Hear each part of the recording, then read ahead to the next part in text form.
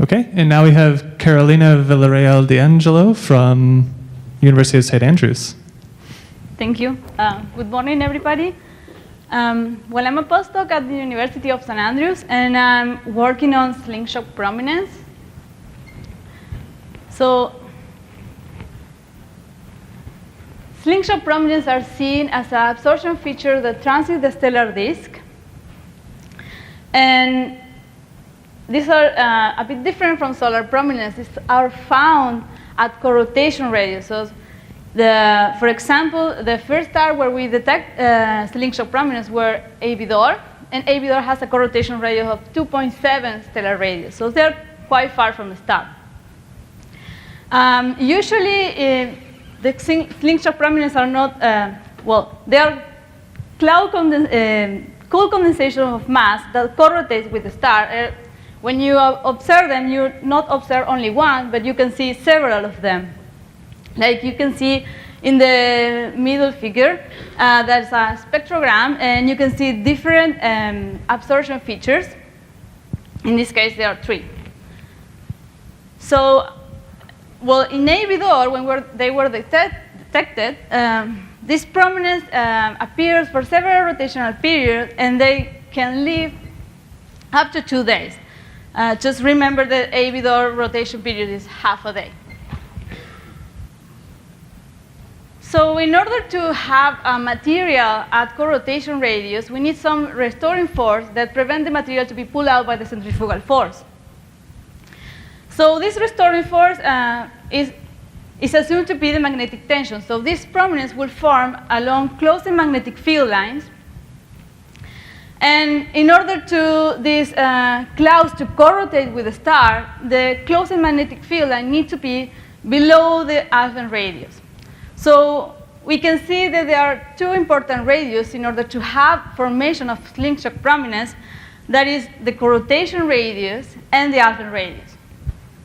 So to see how many stars will have prominence or could form prominence,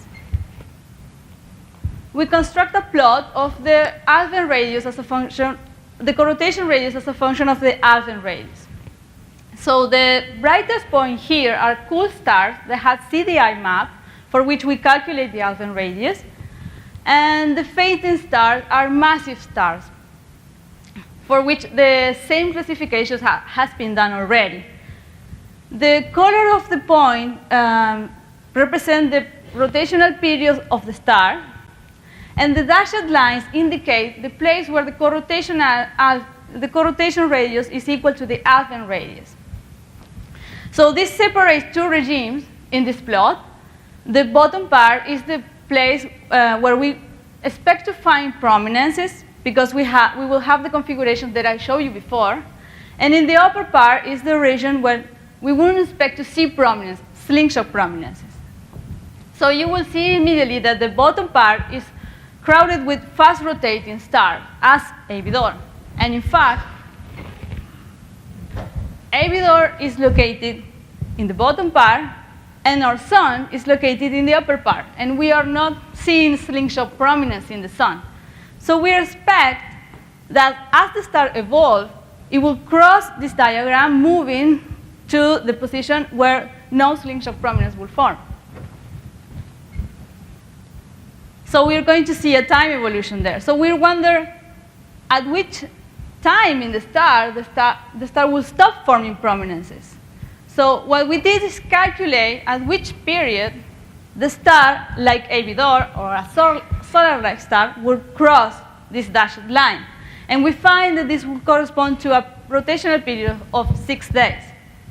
For this, we use a rotational evolution model. And so here's the output of this rotational evolution model from Johnston and Tu. And here I show you the omega as a function of h for 3 different rotational evolution tracks. The blue line corresponds to a fast rotator, the green line to a medium rotator, and the red line to a slow rotator. The dashed line in the graph represents the value of the rotational period that we found before, for which the star will cross the line corresponding to co-rotation radius equal to the Alfvén radius. So it's separating the two regimes. Our sun is located at the bottom part of the evolutionary tracks in the no slingshot prominence regime. So we can see that the fast rotator will start forming prominence at 800 megayears. A medium rotator will do it at 400 megayears, but a slow rotator might never reach that value, so it might never form slingshot prominence in the life of the star. So what we did after is calculate properties of these prominences. We use a very simple model, and we calculate the mass that comes from a force balance between the magnetic tension and the effective gravity.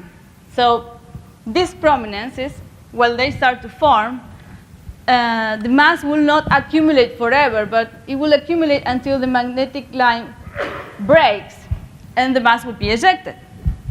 So this is a maximum mass that the line can accumulate. So all the parameters that goes into the mass equation of the prominences can be evolved with this rotational evolution code. And so we have the mass of the prominence as a function of h for the two tracks, for a fast rotator and a medium rotator. And you can see that, well, the slingshot prominence will be present for a long time in the life of the star, and that the mass of a prominence will have a maximum around 40 megayears. And values that will reach to 10 to the 8 grams for a fast rotator. Then we calculate the time, the lifetime of this prominence. Just simply is the ratio between the mass of the prominence and the mass loss rate of the prominence. The mass loss rate of the prominence is related to the mass loss rate of the star. And we also evolve these parameters as a function of age, and we have what I show you in the plot. So the lifetime of the prominence will go to a maximum value, also for near 40 megayears old, and the lifetime of the prominence can be up to 14 days for a fast rotator and less than 1 day for a medium rotator.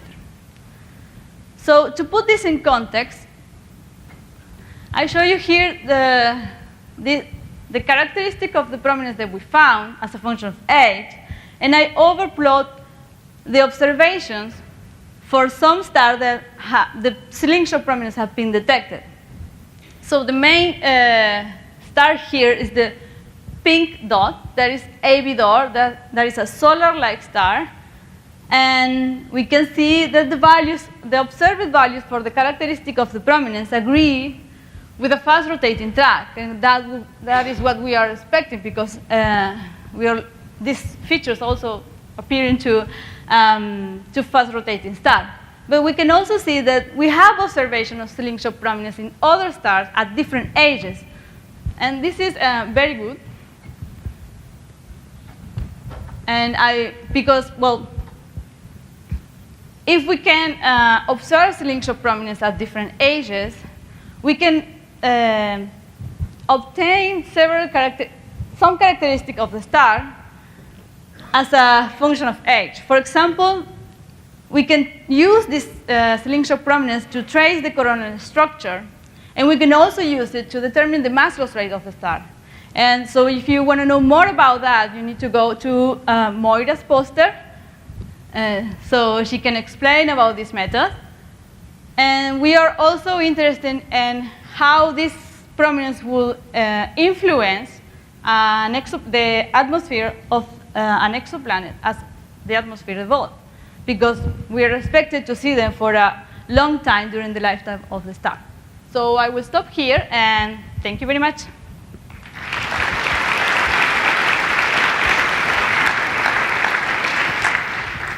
Thank you. Questions? Yes. Thank you for interesting talk. Kyoto University, you are not from Kyoto University.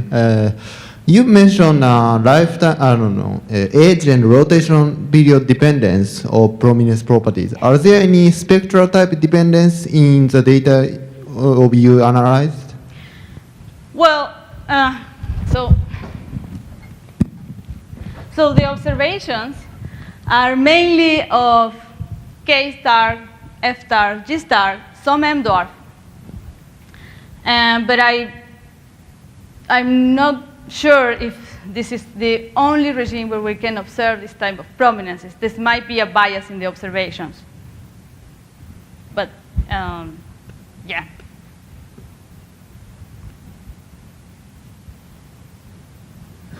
Other questions in the back?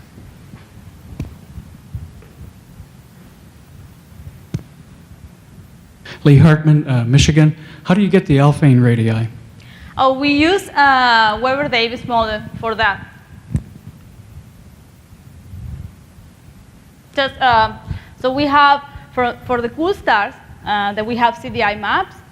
We have values of mass loss rate, magnetic field. I also found coronal temperatures. Then I use a Weber-Davis to calculate the alphane radius.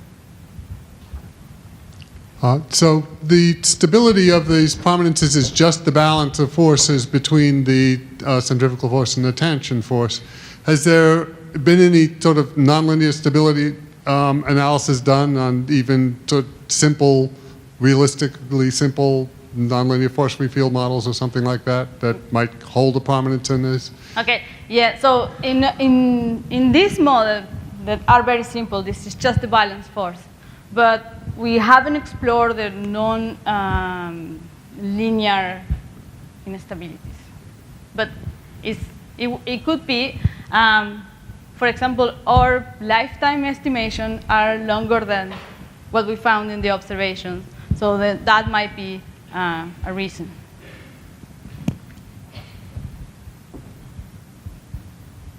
Jim Davenport, University of Washington. Do these events carry more angular momentum away, and could this help govern stars in their early spin down? Okay, that's a good question. So in our models, we haven't found that the prominences are taking too much angular momentum. But yeah, we need to do a little bit more work on that.